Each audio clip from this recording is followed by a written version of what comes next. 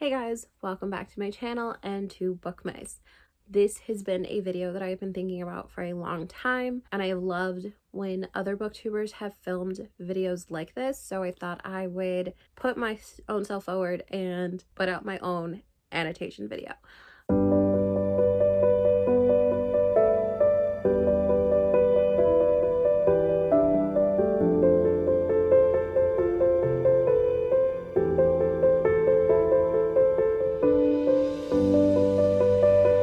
I love annotating my books, and I know this is a controversial thing because some people believe you should not write in your books at all. Some people believe you shouldn't do things to your books. I'm of the belief I paid for my books. I can do what I want to them. If you don't like it, you don't have to watch the video.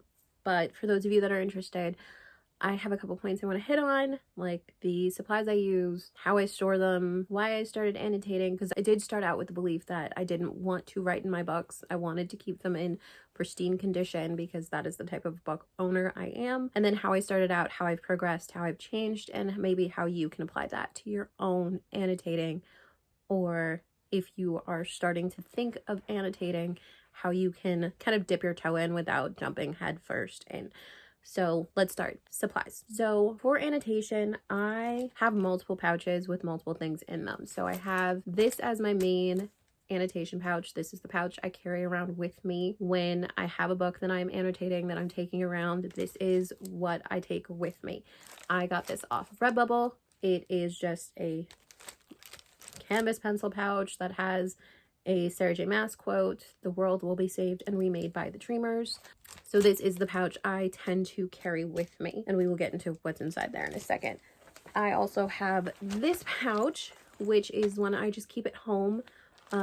This is a pouch that I got in a fairy loot box one month, and it has a Darker by 4 by June CL Tan quote. It says, "How could one see the stars forever?"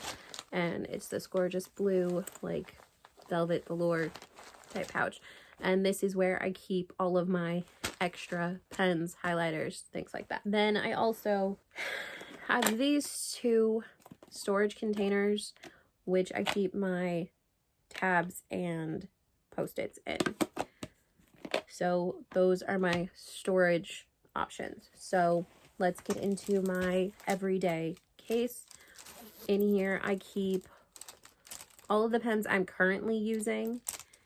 I have a ruler because I am OCD in that I prefer my lines to be straight. Sometimes I don't use the ruler. Majority of the time I will use the ruler. I have a couple highlighters in here. And I also have whatever tabs I'm currently using. These are just leftover. I haven't really changed my tabs in a while.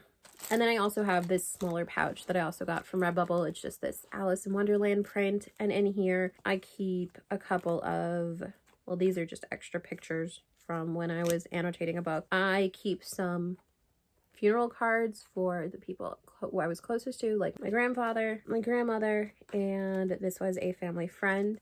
So these are all in here just to keep them close with me. And then I keep a in-use pack of sticky tabs. I have a pair of scissors just in case.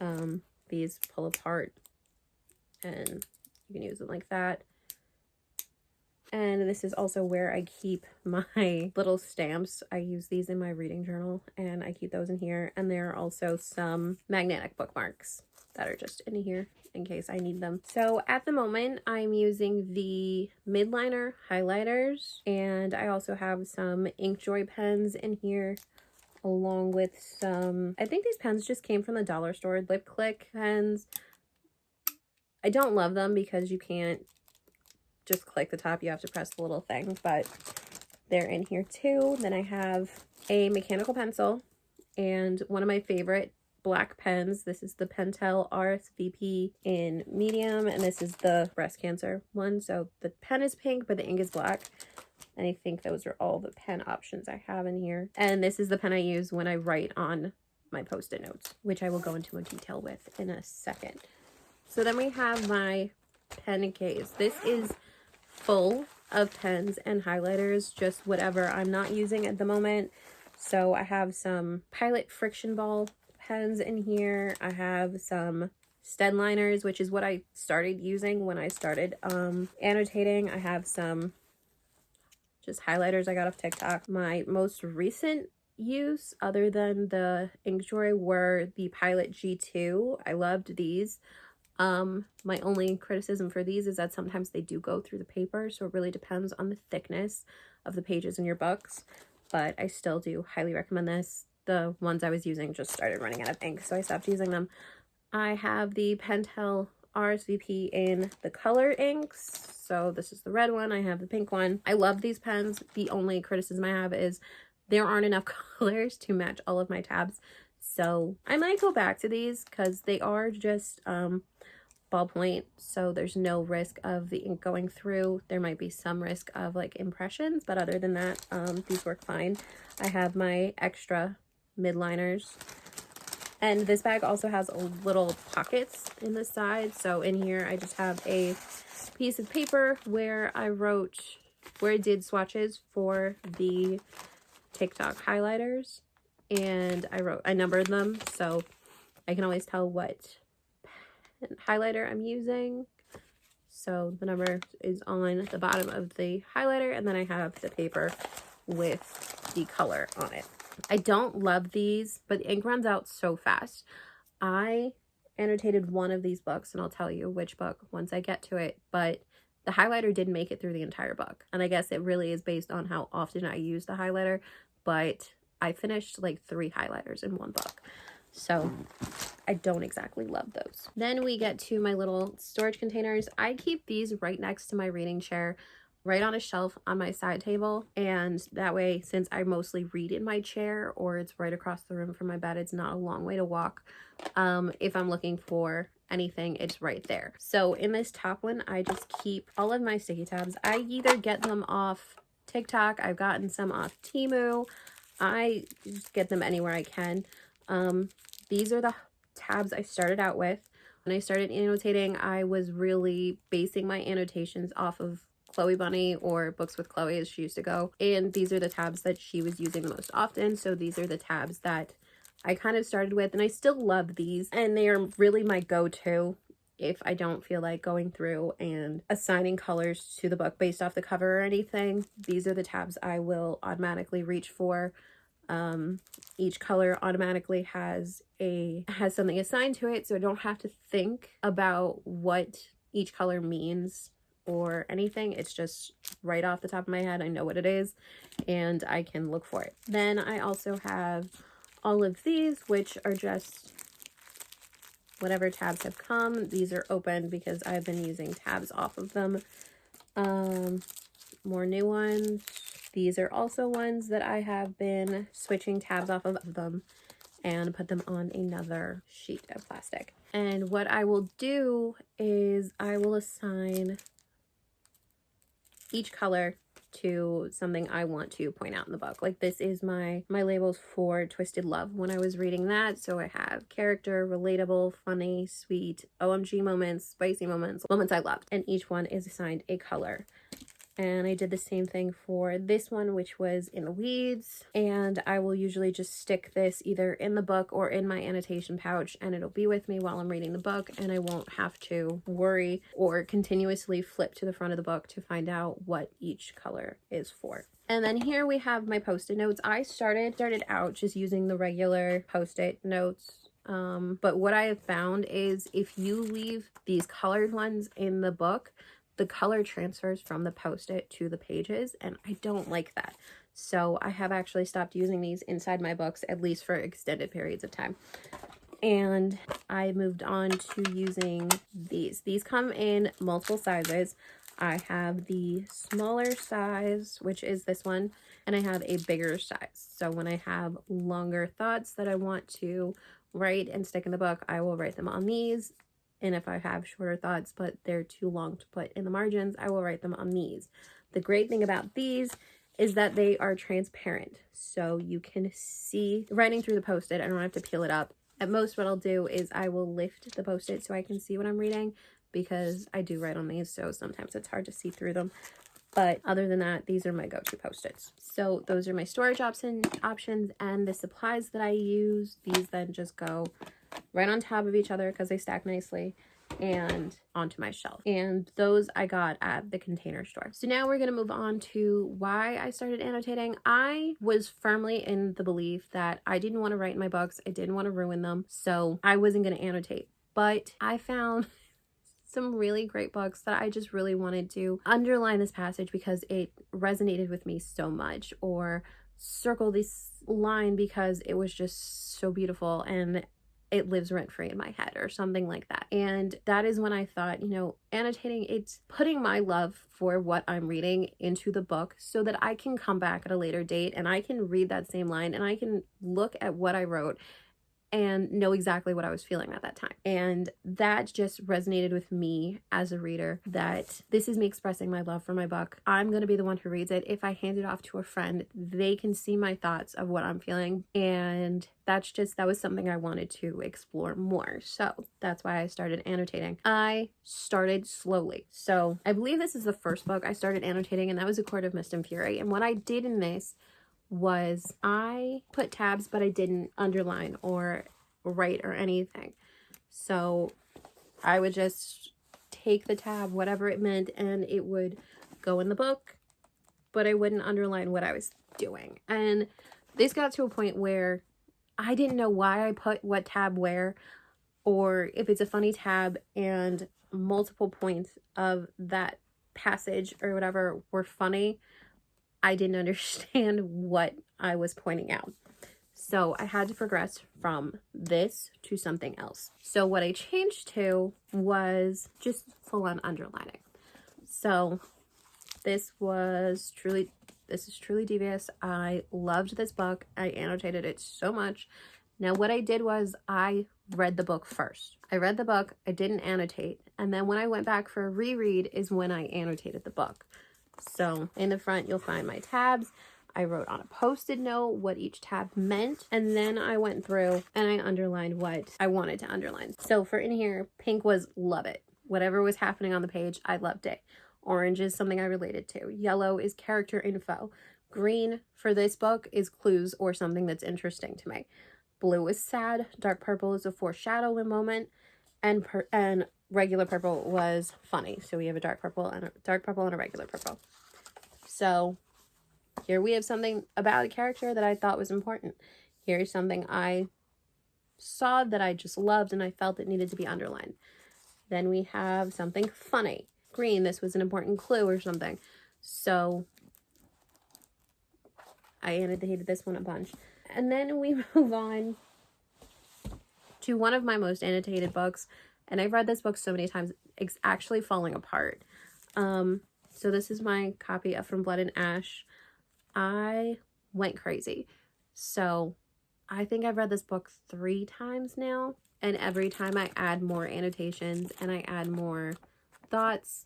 I actually have to take some of these Post-its out and rewrite them on clear ones. But I went full in on this book. It is so bad that part of it is actually coming out of the book. So this is a well-loved copy. And I did that. Another option, if you want to tab your books but you don't want to write in them, I carry around a notebook. Whether I put it in my bag or I just have it off to the side, and I will write my thoughts about the book in the notebook. Any long worded thoughts I have. And then I usually transfer what's in here into here, which is just a nicer version of the same thing. But like I said, I'm a little OCD about things being neat, and this is just a neater way that I can go back and read it without any problems or scribbles or anything. So that's another thought. If you don't want to write your thoughts in your books, carry around a notebook, or you have your phone. When I get a book from the library or I have a book I can't write in, I will scan whatever I want to highlight and I will put it in my notes app where I have a long list of quotes and passages from books, and I will put the title of the book, the page it was on, and any thoughts I had about it. And that's right on my phone and I can pull it up whenever I want. Another book I annotated highly was things We Hid from the Light by Lucy Score. I did a little bit in Things We Never Got Over. I think the thing with this one was I got so into it that I stopped annotating it. So here's an example of where I used my clear Post-its. So I had a lot of thoughts on this passage. I don't know why. It's chapter 25.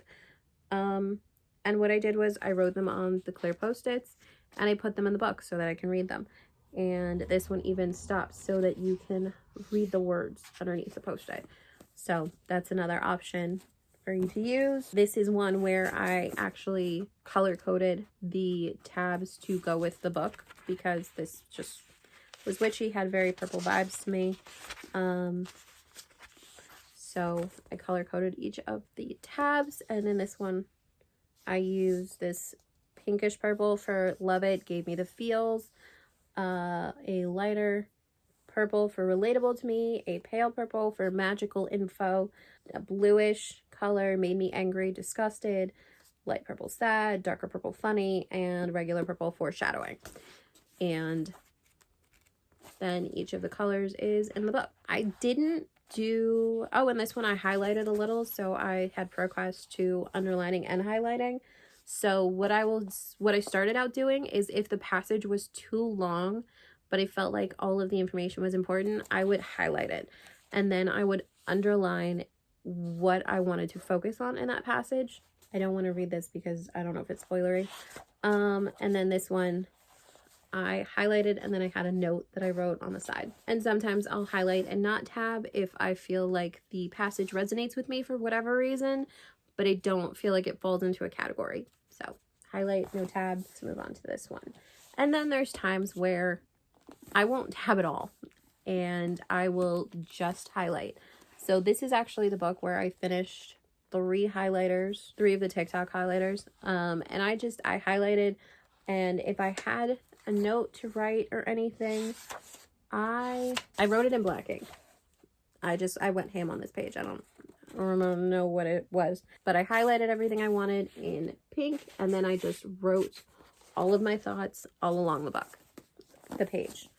And then this one also,